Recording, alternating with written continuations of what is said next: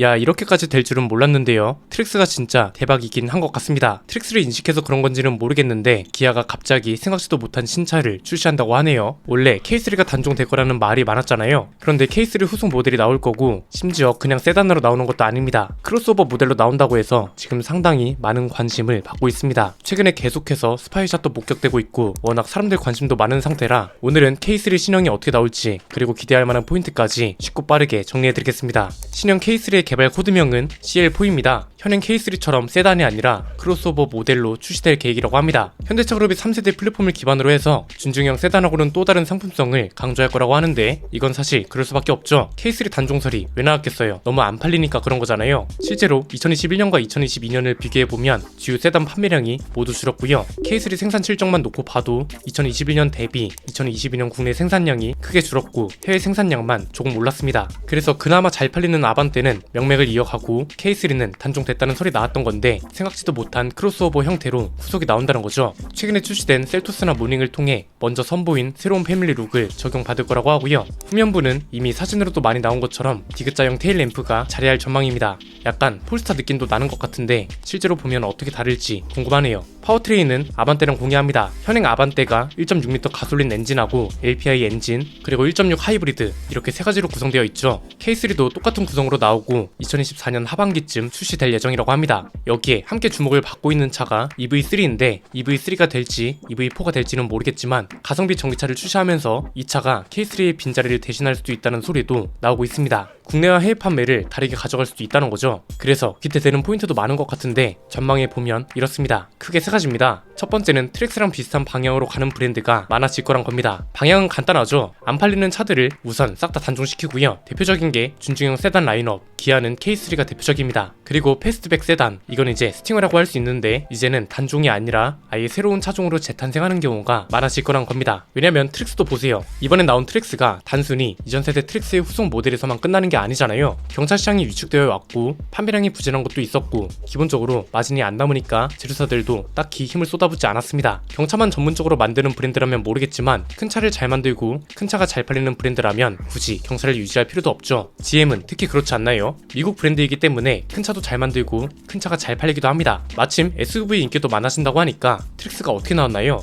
이전 세대 트랙스의 후속 모델이기도 하면서 스파크의 빈자리를 대신하는 차라는 개념도 함께 가지고 나온 차죠. 기아도 비슷한 겁니다. 기아 내에서 판매량이 부진한 차 중에 대표적인 게 K3입니다. 왜냐면 잘 팔리는 차들하고는 입장이 완전 반대거든요. 소렌토는 지금 팔리고 있는 게 풀체인지 모델이고 산타페는 지금 팔리고 있는 게 페이스리프트 모델입니다. 그래서 신차 효과도 소렌토한테 유리하고 어차피 가격도 비슷하니까 이왕이면 풀체인지, 이왕이면 디자인이 더 괜찮은 차로 사람들이 몰리는 거죠. K3는 어쩌다 보니 반대입니다. K3는 2세대 모델이 2018년에 출시된 이후로 페이스리프트만 됐지 세대 교체는 안 됐잖아요. 그동안 아반떼는 세대 교체에 페이스리프트까지 됐고요. 심지어 현행 아반떼가 이전 세대 페리 모델하고는 정반대로 디자인도 반응이 괜찮다 보니까 K3가 완전 밀려날 수밖에 없는 거죠. 두 번째는 이렇게 되면 기아가 현대차보다 더 많은 관심을 가져갈 수도 있다는 건데 이건 어떻게 보면 당연한 겁니다. 지금 어쩌다 보니까 SUV보다 크로스오버 시장 열풍이 더 거센 것 같습니다. 쿠페형 SUV도 모자라서 이제는 CUV라는 개념이 자리 잡고 있죠. 그래서 토요타도 크라운을 크로스오버 모델로 파생시키고 푸조도 408을 크로스오버 모델로 출시했습니다. 왜 인기가 좋은가 생각해보면 간단합니다. 세단의 장점과 SUV의 장점을 모두 결합했으니 인기가 좋을 수밖에 없죠.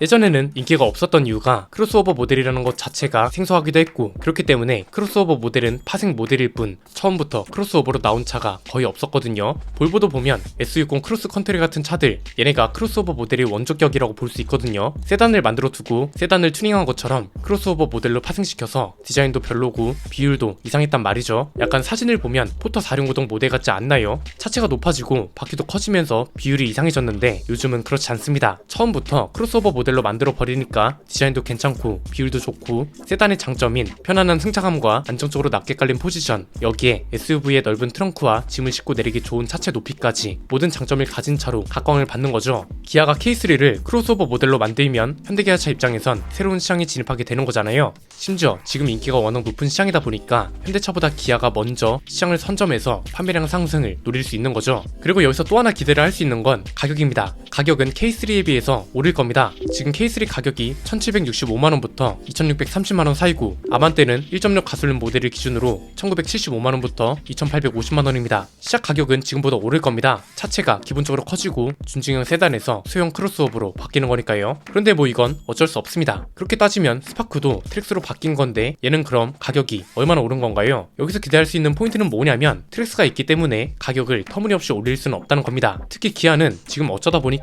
대부분의 주력 모델이 현대차보다 저렴합니다. K8이 그랜저보다 비싸고 셀토스는 코나보다 저렴하면서 트랙스처럼 2천만원 후반 정도가 주력 판매 모델이란 말이죠. 그냥 전략상으로 보면 셀토스보다는 저렴해야 하는 차입니다. 그리고 트랙스보다 잘 팔려야 하고요. 그러면 아주 이상적으로 생각했을 때는 시작 가격이 1900만원대, 풀옵션 가격은 3000만원대 초반대여야 한다는 거고 좀 더 현실적으로 접근하자면 못해도 시작 가격이 2000만원 초반대, 풀옵션 가격은 3000만원 초반대가 되어야 할 겁니다. 트랙스보다 너무 비싸면 당연히 욕을 먹을 게 뻔하고 트랙스가 하필 안 팔리는 차가 아니기 때문에 비싸서 마음에 안 들면 트랙스로 가면 되거든요. 정 애매하다 싶으면 셀토스로 가던가요. 전략적으로 트랙스보다 잘 팔려야 하면서 셀토스 판매 간섭도 하면 안 되는 차라는 거죠. 그래서 오랜만에 가성비 좋은 차가 또 나올 수밖에 없는 조건이라는 건데 이게 세 번째 이야기와 연결됩니다. 만만한 시장이 아니기 때문에 기대가 크다는 건데요. 이미 스파이차 돌아다니는 걸 보면 아시겠지만 디자인이 상당히 기대되는 차이기도 합니다. 무엇보다 트랙스는 SUV에 가까운 크로스오버라면 K3는 크라운처럼 세단에 가까운 크로스오버가 될 가능성이 큰 것 같습니다. 이 시장이 오늘 계속 살펴본 대로 만만치 않습니다. 굉장히 파고들기 어려운 시장이기도 한데요. 소형 SUV 판매량을 너무 간섭하면 안 되면서도 그렇다고 소형 SUV보다 비싸면 바로 폭망하는 시장이기도 하거든요. 그래서 가격이 그 무엇보다도 중요할 거란 건데 의외로 지금 쉐보레가 큰 복병이 되고 있는 겁니다. 트랙스도 저렴합니다. 그런데 트레일블레이저 가격이 최근에 내려갔습니다. 트랙스처럼 지난달 대비 최대 31만원 정도 낮아졌고 트림별 옵션 변동은 없다고 하더라고요. 이게 진짜 한국 GM이 마케팅을 제대로 하고 있다고 느껴지는 게 사실 이건 어떻게 보면 가격 인하가 아닐 수도 있거든요.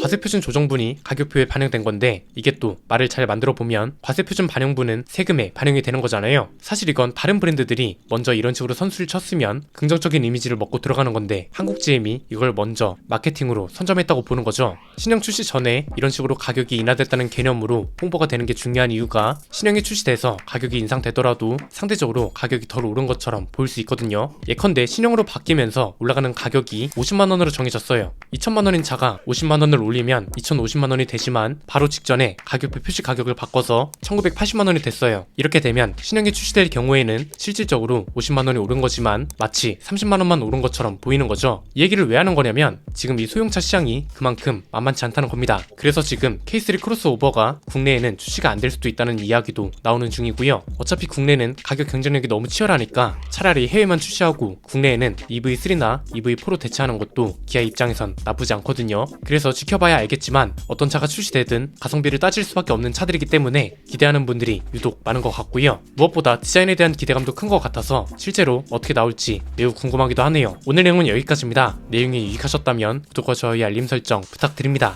지금까지 저는 안피디였습니다. 감사합니다.